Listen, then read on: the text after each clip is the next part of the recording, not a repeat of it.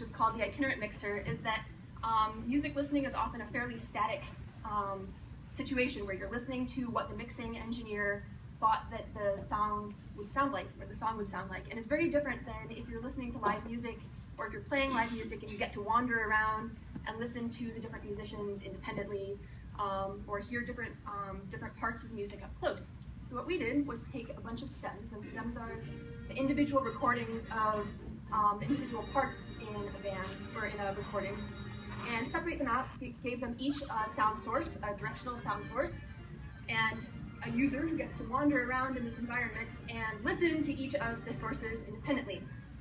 We have a couple of different modes. Russell here is showing you the drag mode, where you can drag the listener around. So perhaps you want to listen to one musician in particular, you want to learn a particular part, you can stand closer to them, or you can drag them away if you don't like them. Wow. We also have another mode that is a tilt mode that works with a tilt sensor in either your laptop or your cell phone. And so you can move yourself around this environment. You might be able to hear the panning on the speakers here.